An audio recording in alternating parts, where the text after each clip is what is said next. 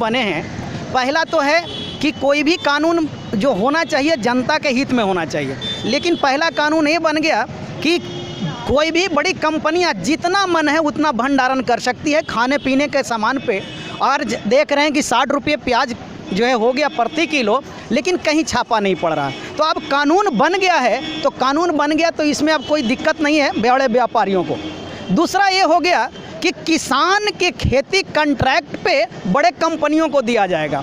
अब उसमें क्या है, गलत नहीं है देना, आज भी हम लोग पट्टा पे लगाते हैं, चौराहा पे लगाते हैं, लेकिन दिक्कत कहाँ है कि सरकार क्या कर रही है उसमें कि उसमें ये बांध दिया है कि आपको जो धान चावल जो भी उपजाना होगा कंपनियों के अनुसार उपजाना होगा, और वह एक दर तय करेंगे, उस दर पे वह खरीदेंगे। लेकिन इसका एक जो है काला अध्याय है, पंजाब के किसानों ने बड़े कंपनियों से कॉन्ट्रैक्ट किया था कि पेप्सी कंपनी से कि आलू उपजाना है, और जब आलू उपजा तो पहला साल 6 रुपये किलो का हिसाब था, दूसरा साल जब दाम 4 रुपये किलो हो गया तो कंपनी ने कहा कि नहीं हम 4 ही रुपये खरीदेंगे। अब दोनों में झगड़ा हुआ तो फिर वह केस किया गया, और केस करने के साथ साथ बड़े कंपनियों ने 2 करोड़ का घाटा का दावा जो है ना किसानों पर कर दिया कि इनकी वजह से हमें 2 करोड़ का घाटा हुआ है।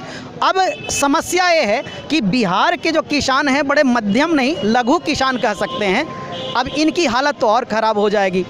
अगर इसी प्रकार से ये प्रक्रिया जारी रही तो आने वाले समय में जो हम खेती कर रहे हैं वह खेती हमारे हाथ में नहीं रहेगा और बड़े कंपनियों के हाथों में चला जाएगा।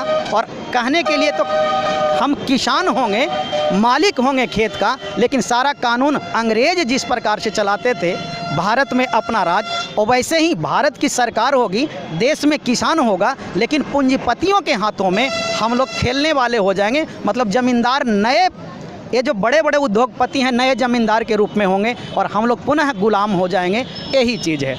और हम देख रहे हैं कि पंजाब के किसान और हरियाणा के किसान लॉजिकली किसी चीज़ को समझते हैं, बिहार के किसान को लोभ पर जो है भीड़ इकट्ठा कर करके उनको एक चीज़ समझा दिया जाता है। और ये विरोध जो है इसमें मुख्य बात ये है कि जो कानून बना है उस कानून में MSP के बारे में लिख दिया जाए।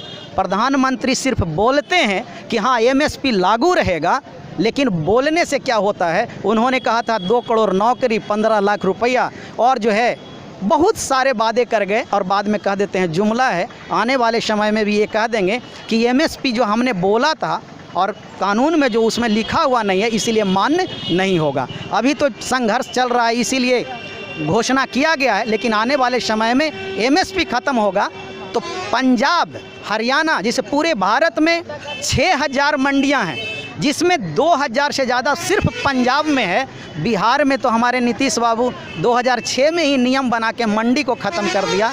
अब उससे फिर क्या होगा कि बिहार के किसानों की हालत देख लीजिए, और अगर यही रहा तो पंजाब के किसानों का भी हालत बिहार के किसानों की तरह हो जाएगा। इसीलिए काला कानून को वापस किया जाना चाहिए, और हम लोग इसीलिए ये सब कर रहे हैं। आज पुतला दहन किए हैं, और 15 जून से हम सभी लोग मिल करके गांव-गांव जा करके जन जागृति फैला रहे हैं, और आने वाले समय में भी अपने कार्यक्रम को आगे बढ़ाए रखेंगे।